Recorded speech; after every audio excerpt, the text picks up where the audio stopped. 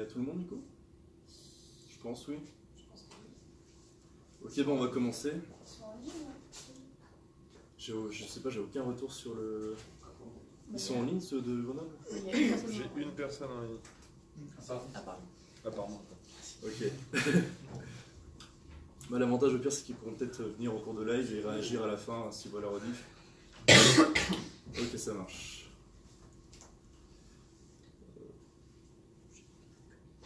Bon, bah, je vais commencer. Je vais tenter de Margot.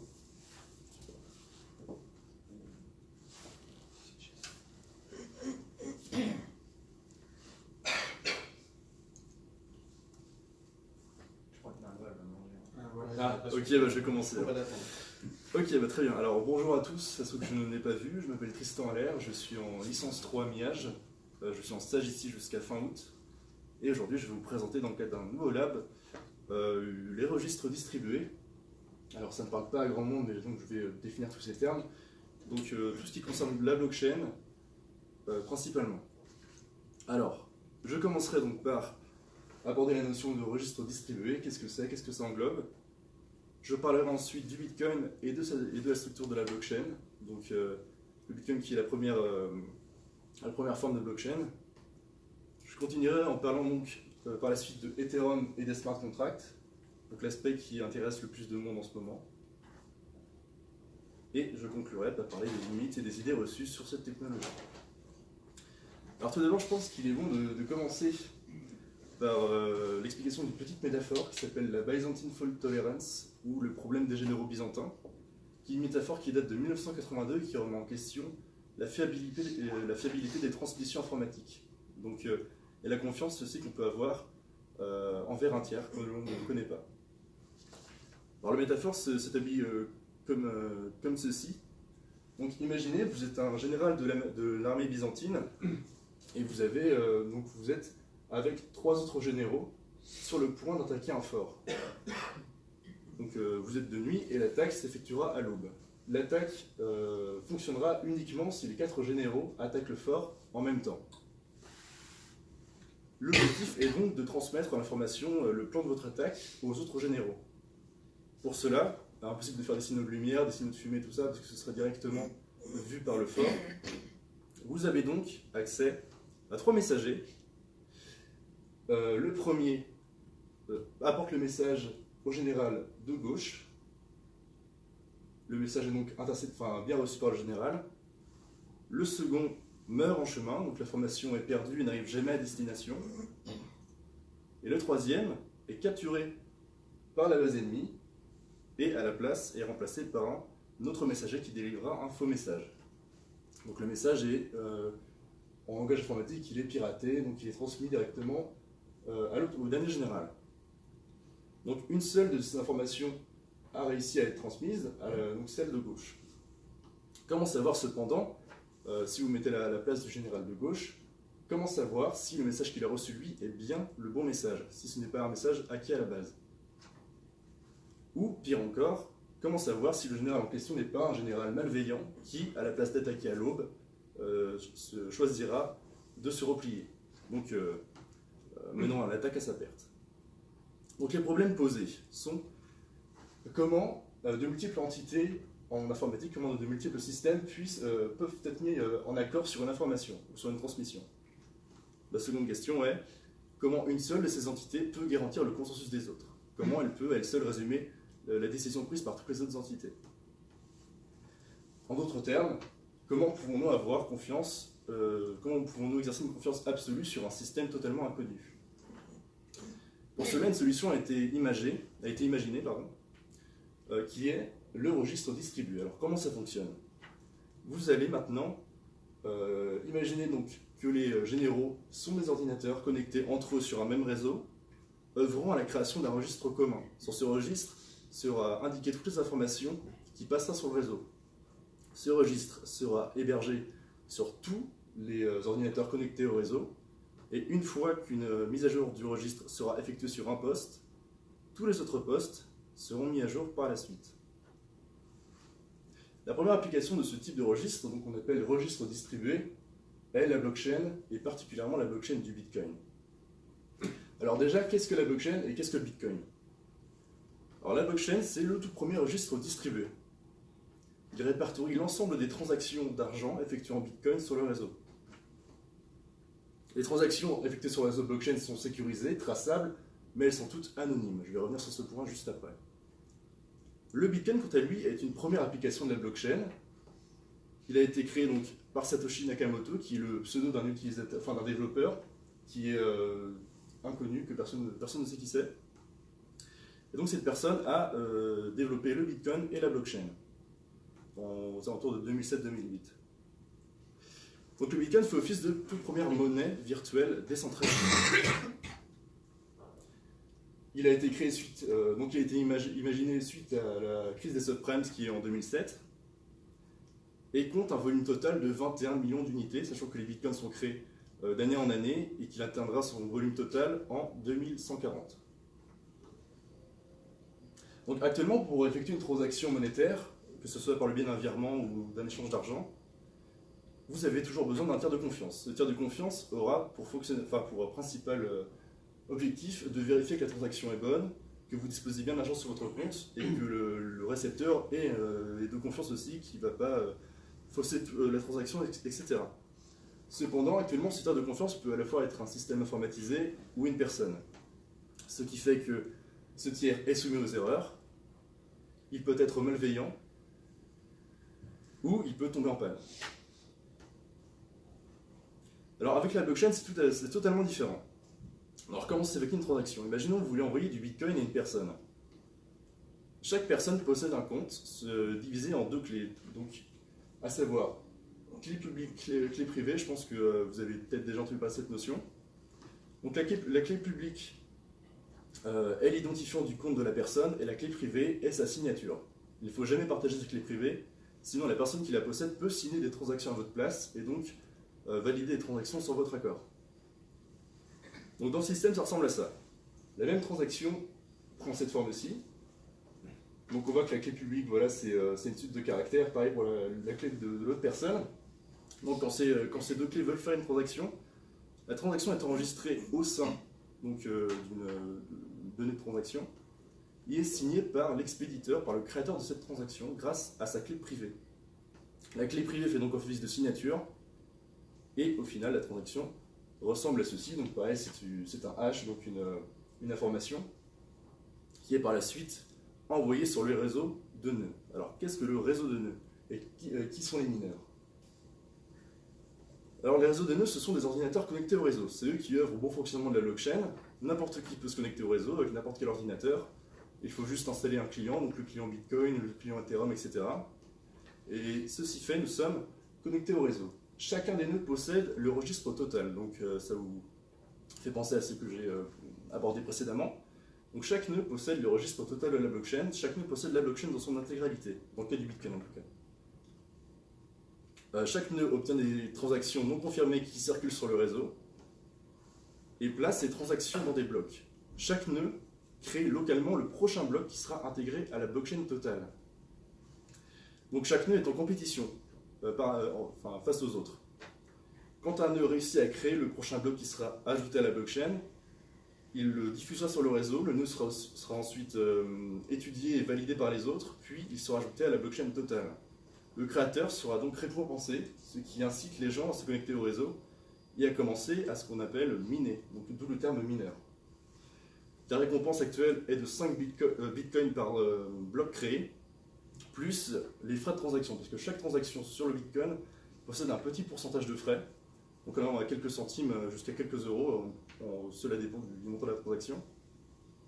Et donc le créateur du bloc obtient lui aussi les frais.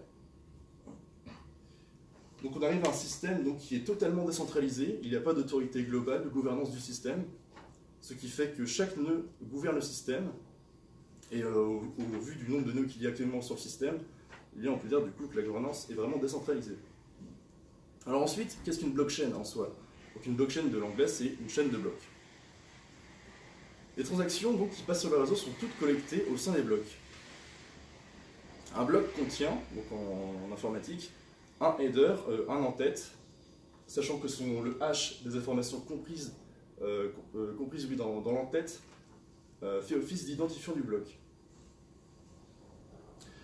Il contient aussi une liste de transactions circulant sur le réseau, donc il ne peut pas avoir toutes les transactions. C'est durant son délai de création qui est de 10 minutes, il va emmagasiner des transactions et les stocker en son sein. Il possède aussi les informations du créateur actuel du bloc, ainsi qu'une taille. Donc la taille du bloc varie en fonction du nombre des transactions qu'il contient. Et finalement, il contient un magic number, qui est donc une constante, un type de structure, qui définit la structure même d'un bloc. Maintenant, ce qui nous intéresse plus particulièrement, c'est le header du bloc.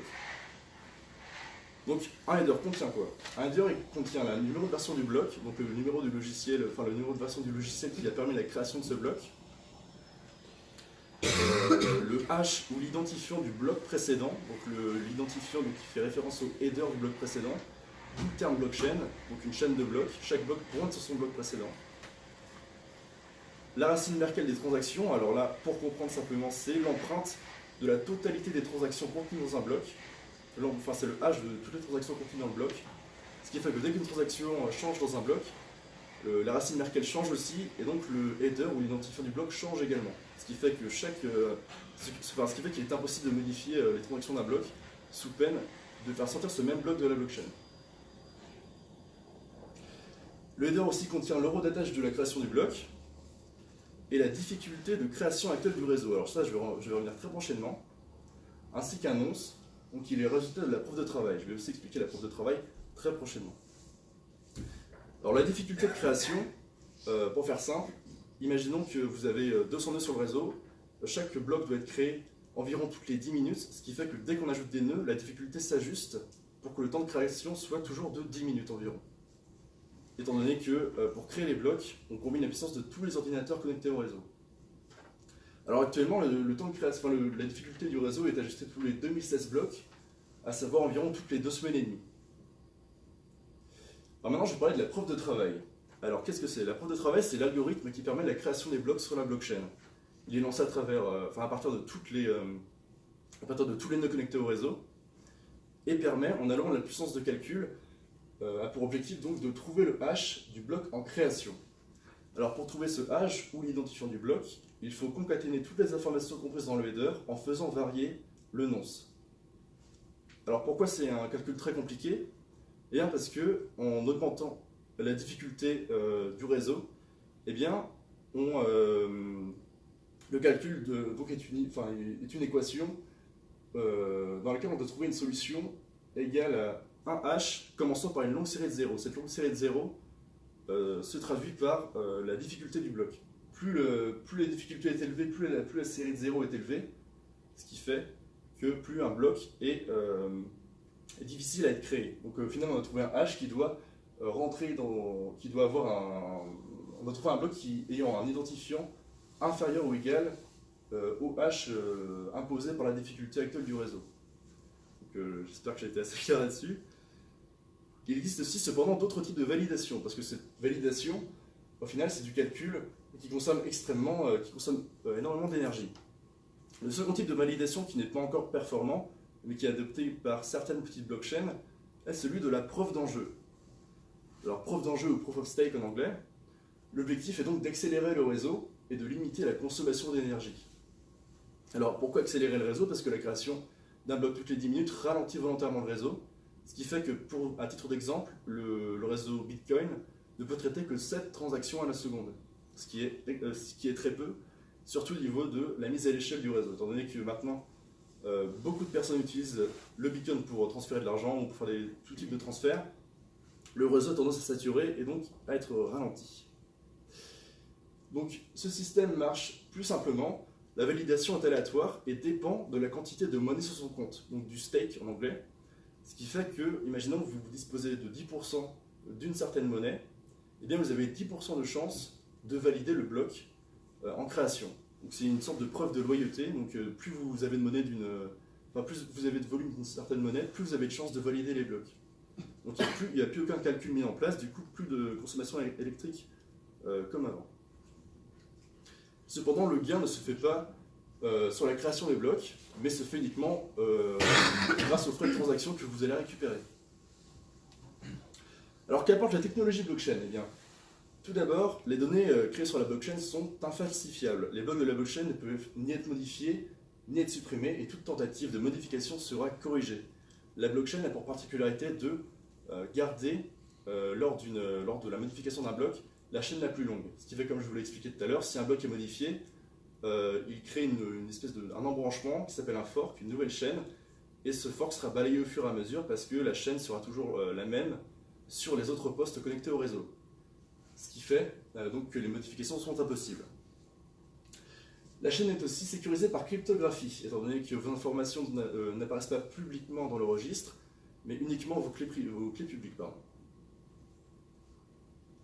La blockchain permet aussi une baisse des coûts de transaction. Étant donné qu'on n'a plus besoin d'un tiers de confiance, que ce soit un système informatique ou une personne, et bien les coûts de transaction, donc les coûts d'une transaction baissent aussi. Et grosse innovation de ce système, c'est que l'authentification des données d'un réseau n'est plus centralisée au sein d'une seule et même personne ou d'un seul et même système, mais toute l'authentification est complètement décentralisée au sein donc, des différents nœuds qui peuplent le réseau. Également, donc, la blockchain est une organisation communautaire.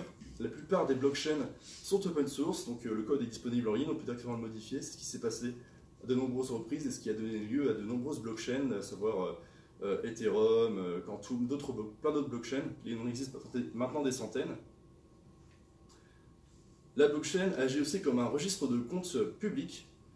Toutes les informations circulant sur la blockchain sont répertoriées au sein d'un registre public et elle a pour fonction d'augmenter la rapidité des transactions, comme par exemple la rapidité d'un virement transfrontalier qui prendrait de base 3 à 5 jours, voilà, qui s'effectue en quelques secondes. Maintenant, je vais parler d'Ethereum et des smart contracts. Alors, Ethereum, c'est une société qui a été créée par Vitalik Buterin, cette personne. À 19 ans, il a imaginé, il a pensé à un nouveau système, il trouvait que la blockchain c'était très bien, que le Bitcoin fonctionnait bien, mais il s'est dit, pourquoi ne pas ajouter en plus de l'argent d'une transaction, pourquoi ne pas ajouter en plus des données? Ces données seraient écrites de manière permanente dans la blockchain, dans le registre. C'est pour ça qu'il a eu l'idée de ce qu'on appelle les smart contracts. Alors, les smart contracts, c'est des morceaux de programme, je vais y venir juste après, mais qui s'exécutent automatiquement et qui ne peuvent ni être modifiés ni être supprimés. Donc c'est des bouts de code qui sont inscrits de manière permanente dans la blockchain. Donc est venue ensuite l'idée des DApps, donc les applications décentralisées qui mettent en jeu les smart contracts, c'est une sorte d'interface. Son objectif final étant de créer un ordinateur géant, donc un ordinateur alimenté grâce à tous les nœuds connectés au réseau, sur lequel n'importe qui pourrait faire tourner ses applications décentralisées. Maintenant, je vais parler des smart contracts. Donc, les smart contracts, c'est la traduction informatique d'un contrat. Imaginons,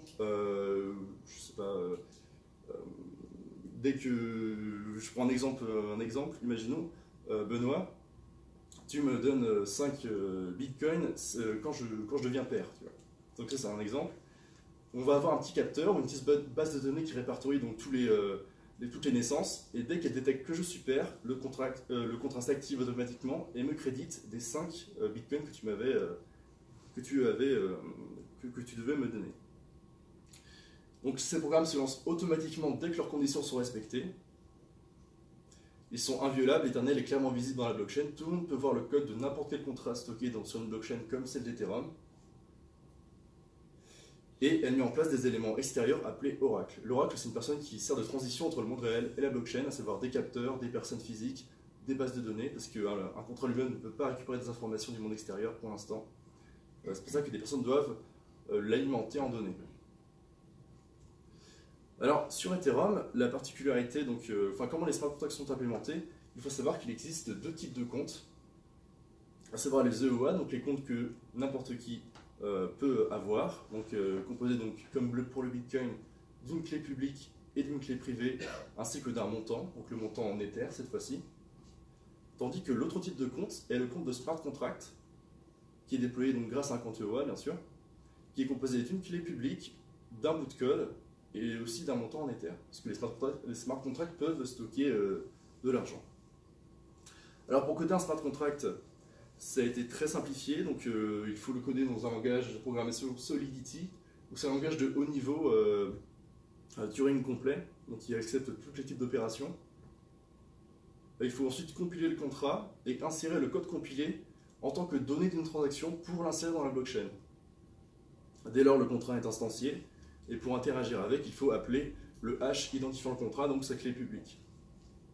Et tout ceci est simplifié au sein des différents frameworks qui existent pour interagir avec les contrats et créer nos propres applications décentralisées. Donc un contrat, ça ressemble un peu à ça. Donc comme on peut voir, donc, ça ressemble vraiment au langage type objet, donc avec un mapping, je vais vous résumer très vite fait le contrat. Donc avec un mapping qui fait office de tableau, qui met en relation des adresses, à savoir les clés publiques des personnes, avec des entiers non signés, donc qui fait office de balance. Là, c'est le contrat d'une monnaie créée sur Ethereum.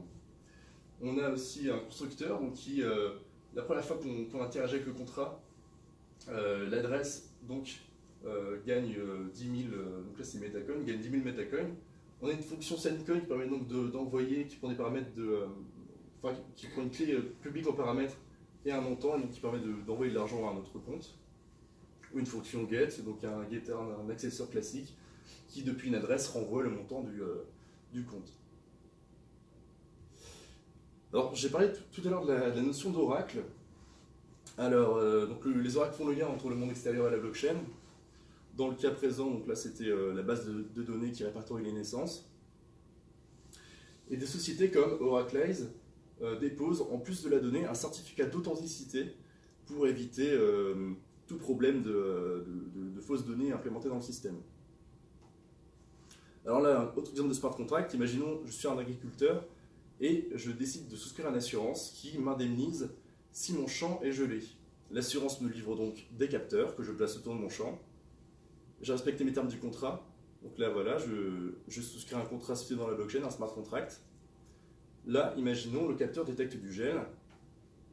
Donc le gel est l'information est directement envoyée au smart contract, sans passer par l'assurance. Tout se fait directement dans le réseau.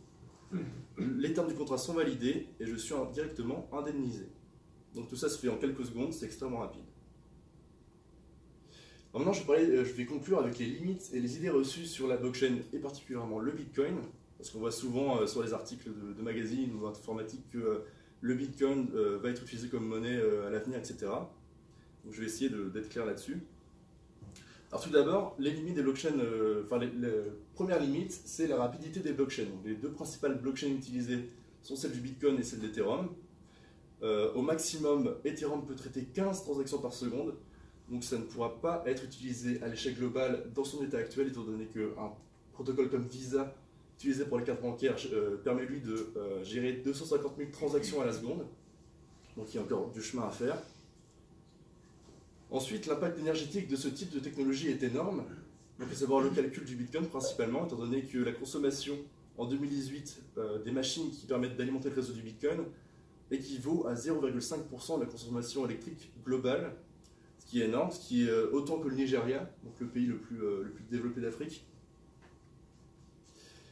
La sécurité aussi est améliorée en ralentissant le système, parce que, imaginons, donc là on a vu le cas d'une personne qui veut modifier une transaction directement dans la blockchain, mais si une personne décide de modifier les transactions, de créer des fausses transactions à ajouter dans les prochains blocs, qu'est-ce qui se passe? Eh bien, s'il veut faire ça, il faudrait qu'il possède plus de 51% de la puissance totale du réseau, ce qui est impossible actuellement, ou extrêmement difficile. Ce qui fait que de base, on sécurise le réseau en ralentissant le système, parce que plus il y a de machines sur le réseau, plus on augmente la difficulté, plus le système est ralenti. Voilà, c'est comment résumer le minage du Bitcoin par exemple. Ensuite, du coup, de ce fait, donc, la blockchain n'est pas totalement résistante aux problèmes des généraux byzantins qu'on a abordés au tout début de cette présentation. Étant donné qu'une personne disposant, comme je l'ai dit, de 51% de la puissance pourrait créer de faux blocs. Donc c'est pas totalement résistante au problème. Ensuite, les frais des transactions sont de plus en plus importants. Au fur et à mesure que les gens utilisent ce système, les frais augmentent, ce qui équivaut aussi à des ordres de transaction injustes. Étant donné que sur le réseau Bitcoin ou Ethereum, les transactions ne sont pas horodatées, ce qui fait que pour que notre transaction soit exécutée rapidement, il faut augmenter volontairement les frais de transaction. Plus une transaction a des frais élevés, plus elle sera exécutée rapidement. Et finalement, est-ce qu'on peut dire que les oracles sont une technologie trustless, étant donné que les oracles qui sont actifs à l'extérieur du système pourraient très bien être eux malveillants. Donc de nouveaux systèmes ont déjà été imaginés, mais je ne vais pas en parler aujourd'hui, pour contrer ce type de problème. L'exemple, par exemple, tout bête, c'est de mettre les capteurs de l'assurance anti-gel dans un frigo. Donc là, la personne serait directement indemnisée. Ensuite, les idées reçues sur le Bitcoin, principalement. Alors, une idée reçue, c'est le Bitcoin est-il utilisé comme moyen de paiement? Alors, le Bitcoin, de base, c'est pas comment dire, une monnaie à but juste pour le trading ou autre. De base, ça a été designé comme étant un système de paiement virtuel, décentralisé. Alors, est-ce qu'il est utilisé comme tel aujourd'hui, après 10 ans d'existence? Non, il est tout d'abord utilisé pour le crime organisé, étant donné que de base, c'est une monnaie qui est intraçable et anonyme. Enfin, intraçable mais anonyme. Ce qui fait que toutes les transactions en Bitcoin se font principalement sur le Deep Web ou le Dark Web. Ensuite, les gens de la pensée libertarienne utilisent le Bitcoin, donc c'est les gens qui sont... c'est une pensée qui vise à être anti-État, donc à briser toutes les frontières, étant donné que cette monnaie n'est pas gouvernée par un État, contrairement aux autres.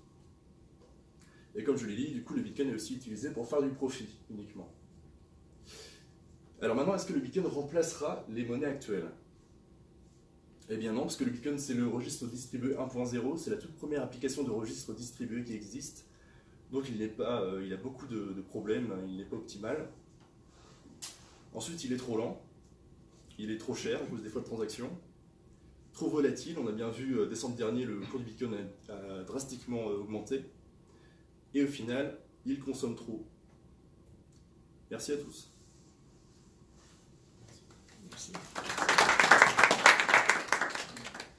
Alors on va passer aux questions. Si vous avez compris. Tu veux que je revienne sur un point? Oui. Une question, parce que tu as abordé le sujet des frais, que tu as énoncé au début et à la fin, mais si ce sont des nœuds, des machines qui sont monétairement ajoutées au réseau, les frais, je ne vois pas les liens entre les frais en fait, et les machines. Parce qu'il n'y a pas d'entité qui gère tout ça, les frais, je ne vois pas vers qui vont aller. En fait, c'est dès qu'une transaction est faite, imaginons, je vais vous faire une transaction en Ethereum ou en Bitcoin, je peux le faire sans être connecté au réseau. Je peux le faire en utilisant une application qui gérera un moyen de paiement, par exemple, pour payer sur un site internet. Et de ce moyen de paiement seront déduits des frais de transaction qui seront eux répartis, qui seront eux envoyés sur le réseau et donnés à la personne qui valide le bloc.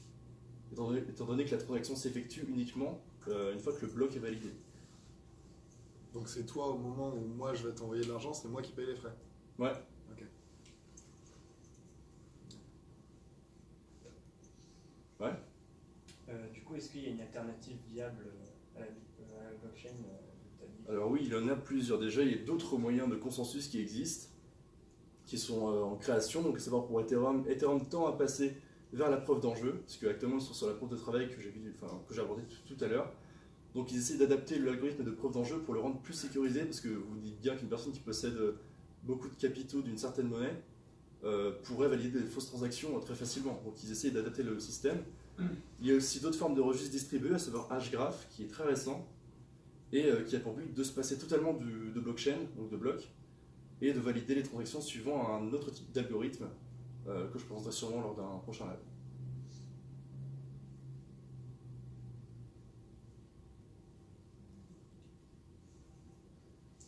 Ouais. Et d'autres applications que pour la monnaie ou... Est-ce qu'il y a d'autres applications de blockchain, enfin d'autres applications pour le... Oui, bien sûr.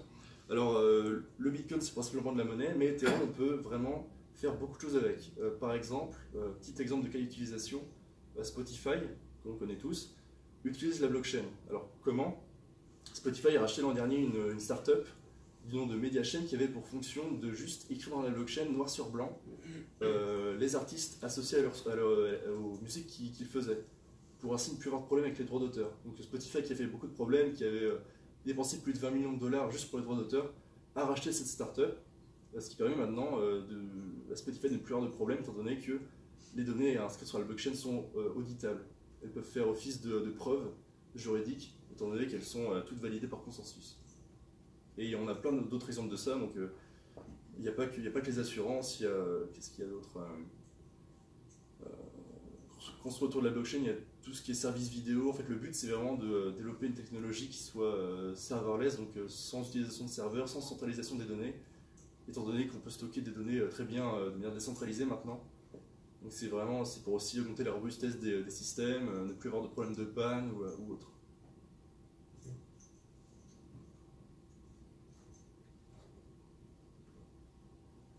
Oui. Du coup, quand tu veux ajouter une application, je ne sais pas ce que tu as dit pour Spotify, tu dois recréer une blockchain ou tu Alors, peux t'intégrer dans une existante? Alors il existe deux types de blockchain, il y a celle publique et celle privée. Alors n'importe qui peut créer sa blockchain ou s'intégrer à une blockchain existante, c'est entièrement gratuit. Donc publiquement, on peut s'intégrer donc à la blockchain Ethereum publique, donc c'est ce qui se fait le plus, étant donné que c'est la manière la plus simple de créer des applications qui soient le plus possible robustes, étant donné qu'elle utilise donc tous les nœuds du réseau. Ou alors si on veut, on peut très bien créer une blockchain entre trois ordinateurs qu'on connecte autour d'un réseau privé, donc une blockchain privée, et faire passer des transactions à travers ces trois ordi, quoi.